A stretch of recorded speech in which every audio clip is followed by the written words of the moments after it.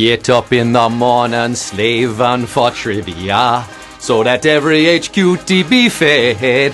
Oh, oh, oh, oh, me quiz realize. Bum, bum, bum, bum, bum, bum, bum. Hello, HQ Unicorns, HQ Cumbers, HQ Unitarians, HQ Dorinos, HQ Cupids, HQ Cuberts, HQ Cuban Sandwiches, HQ-ish American Princesses, HQty Patooties, you absolute HQ Units. I'm back from Montreal. Had a lovely time up north where I was the Quebec Trebek. Met some HQties, did a few shows, stuffed my face with smoked meats, poutine, and smoked meat poutine. Tonight, I'm feeding you HQ-teen with all the fixins on our big money Sunday edition of HQ the Live Mobile Game Show, where you answer questions to win cash. I'm your host with the moist, Pat Slajak, Regis Trilbin, the woke woolery, Scott Rogowsky, quizzing you softly with my song, live from the greatest city on earth, the city that never sleeps, Cooperstown, New York. Live with all 715,000 plus of you, including Nikki, Mike, and Georgie in New York City, Brandon Wilburn, Logan 2025, Dylan Tate, Cass, Samantha Macris collecting can tabs for charity, good work, Nick Swartzen, yeah, Grandma's boy, Tony Bernardino, Bucky Larson himself, Nick Swartzen is in major HQ. I met him in Montreal. And my sister Raina and her husband Jonathan celebrating their first wedding anniversary today. Mazal tov. Whether you're new to the HQ family or think you know the drill, we do things a little differently on Sunday nights. Tonight, I'm asking you 15 questions that start easy and get harder than Rudy Giuliani trying to figure out how to delete a tweet. What was that about today, Rudy? If you're a super smarty pants and you know all answers to all 15 questions, you're going to be financially rewarded for your intellectual prowess to the tune of 25,000 Dizzy Deans, 25,000 Dazzy Vances, $25,000. You can do a lot with that money. You could donate it to a worthy cause like MoviePass. MoviePass could use the cash. Did you see the Baseball Hall of Fame inductions today? Shout out Larry Jones, Larry, Alan Trammell, Jack Morris, Trevor Hoffman, Vlad the Impaler, and the homie Jim Thome, enshrined in the pantheon of greats. Who will be inducted into the HQ Hall of Fame tonight, huh? Whose plaques will be hung in the hallowed halls of HQ Cooperstown? Who will transcend the realm of mere human and achieve immortality to be forever remembered as a trivia champion? Could it be you? Could it be one of the 800,000 of you in the game right now? Let us find out. Let us get down to the nitty-gritty. Do you have your extra lives? Use them tonight, baby. Let's get this show on the road. Numero uno. Who wrote The Great Gatsby? J. Fitzgerald Kennedy, J. Love Hewitt, or F. Scott Fitzgerald? Now, there aren't many famous Scotts out there. Bayo, Bakula, Wolfe. I've always counted this guy as one of them. That would be F. Scott Fitzgerald, where the F stands for frozen daiquiris. Man liked to drink. And write. F. Scott, actually it's Francis Scott Key Fitzgerald. He was named after his cousin who wrote the Star-Spangled Banner. Ooh, 689,470 of you are beating on boats against the current to Q2. Which of these is actually rocket science, geology, zoology, or aerospace engineering? This isn't rocket science, it's brain surgery. If you're in the business of developing aircraft or spacecraft, you are a rocket scientist or an aerospace engineer. Yeah, geology is rocks, not rockets. Astronomy, that's about the places that rockets might go to. But aerospace engineering is rocket science. 672,688 are rocket men and women blasting off for Q3. What does the T in t-shirt represent? Its original material, the word tomboy, or its shape. Tea time at Q3 here. T for two and two for t-shirts. I own 3,000 vintage t-shirts. I have a problem. If you spread out a t-shirt, it kind of looks like a T, right? No, that's why they call it a t-shirt. It's the shape of the shirt. It's how it got its name. 602,026 HQties are teeing off for Q4 right now. The rest of you, shirt happens. Q4, what did the first Barbie doll wear? Tutu, nurse's uniform, or swimsuit? In 1959, homemaker Ruth Handler had a design and a dream. The design, Barbie. The dream, to mass market a fashion doll that was also edible. Kids didn't much like the taste of dried onion meal, But they loved the doll, and a second plastic Barbie took America by storm, wearing a black and white zebra print swimsuit. Yeah, it was a different time back then. Women weren't leaning in just yet. Diversity was brunettes and blondes. 414,277. Remember that first Barbie doll? Getting dolled up for Q5. The Netherlands is home to what widely recognized international court? Maritime, banking, or criminal? Remember Slobodan Milosevic? He was tried there, and he died there. I'm talking about The Hague, Den Haag. Sounds like a prison, but it's actually a city in the Netherlands and the location of the International Criminal Court. Everything is fine. Crimes of the mind for 141,632 of you. Ooh, we split the quiz 3 ways there. Lost a good chunk, about 300,000. Gone. Bam, wham, bam, you're out.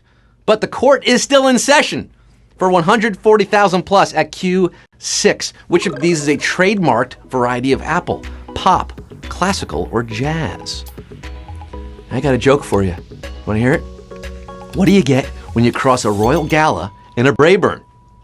A firm, crispy apple with an orange-red striped coloration and tangy, sweet taste. Well, you're not laughing? That kills in New Zealand, where the jazz apple was first developed and branded. Yes, it's a brand name apple.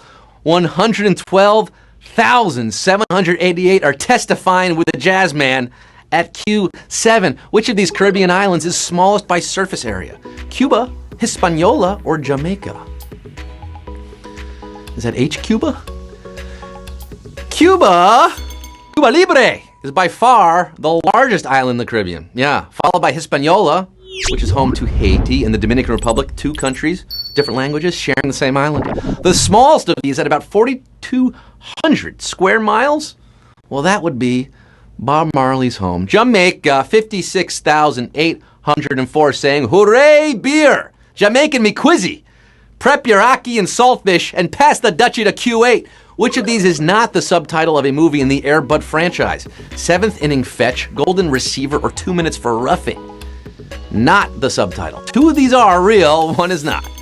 There's no rule that dogs can't play basketball or football or baseball or soccer or volleyball. The Air Bud franchise has revealed canine prowess across many sports with punny titles. World Pup, Air Bud Spikes Back. Those are real also, but not hockey. At least not yet. No, 2 Minutes for Roughing is not a real Air Bud movie. This Bud's for you, all 53,055 of you. The rest, 11,000 plus in the penalty box. You're out. Come back tomorrow. Q9. The candy company Pez once made a dispenser depicting what classical composer? Ludwig van Beethoven, Wolfgang Amadeus Mozart, or Johann Sebastian Bach? Pez. Remember that Seinfeld episode? Pez was invented in Vienna, Austria by Eduard Haas III. Got to give credit to the third, Edward Haas, as an alternative to smoking. Smokers would say a very poor alternative.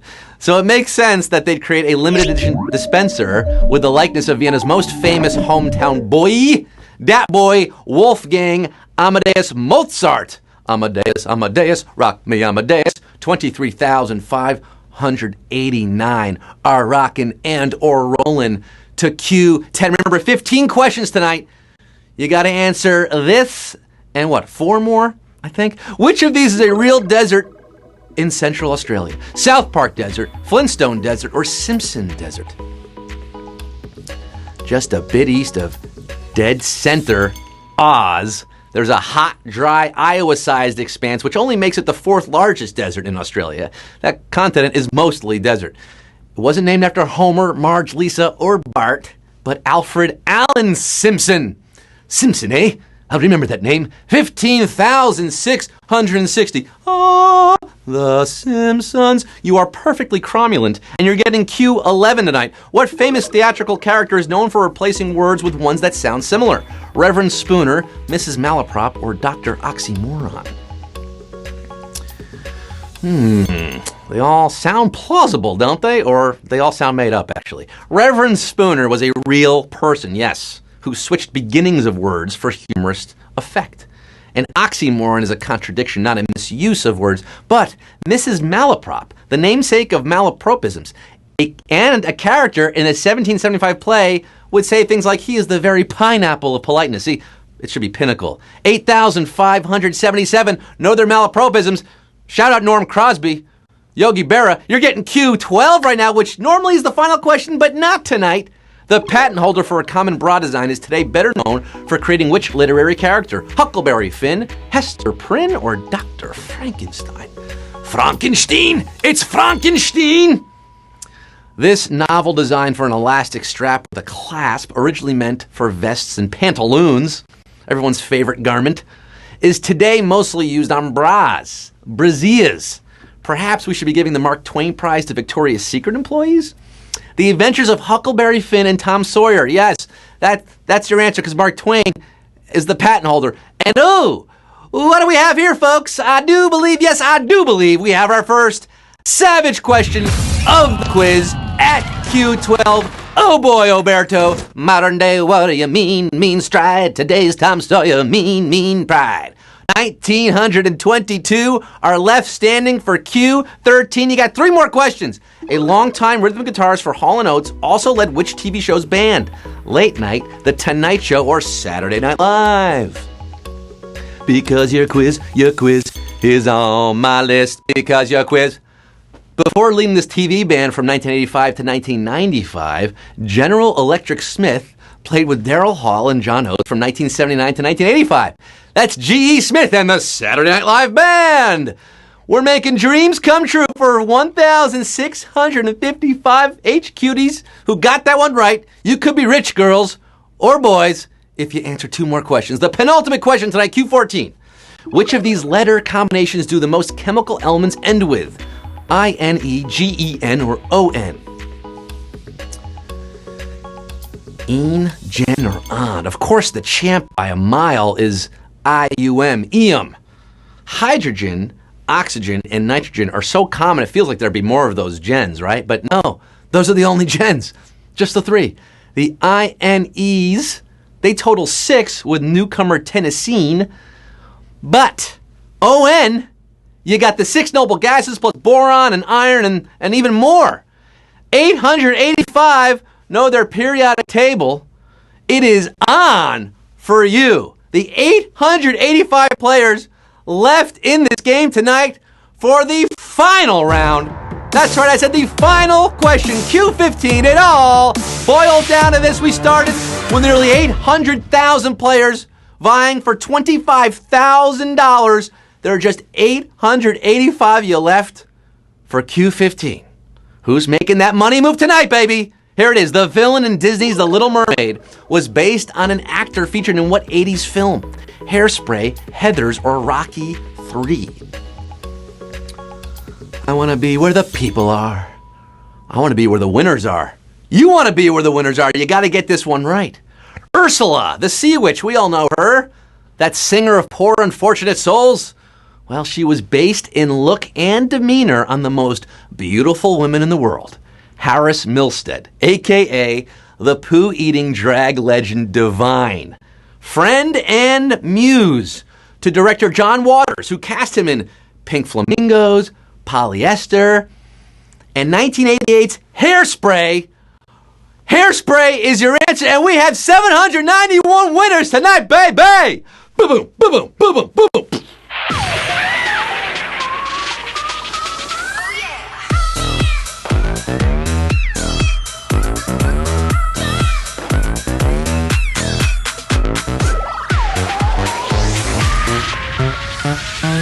Spray it. Don't say it. You won HQ. 791 of you going nuts. Go crazy, folks. Go crazy. You just did it. You won on Big Money Sunday, splitting $25,000. Yes, $31.60 or 61. Uh-oh, I see a familiar name there that I had trouble pronouncing the last time. Fried Coelacanth. Did I get it right this time? Oh, I hope I did. Latest Explorer, Tamarin winning 3161, repping those Doyers. Persephone, 3160, is that little bunny with a Snapchat filter? That's cute. And so many more of you. You guys won like actual money, like like $31. That's, that's substantial. That's dollar bills that you can put in your wallet and some change for your change drawer. Hey, you did it. Congrats. Come back tomorrow, huh? You want to play again? Well, of course you do, and of course you can. Every night at 9 p.m. Eastern and weekdays at 3 p.m. Eastern. I know, it's the start of the week. You're back in the office. The dog days of summer are approaching. You don't want to be there. I hope the air conditioning's working. We're going to make things a little easier for you at 3 p.m. Take your break with us and come back every night at 9 p.m. You've been wonderful. I've been all right. I'm Scott Rogowsky signing off, leaving you with a deep thought by the man, the myth, Jack Handey. Instead of building newer and larger weapons of mass destruction, I think mankind should try to get more use out of the ones we have. Good night and have a pleasant tomorrow.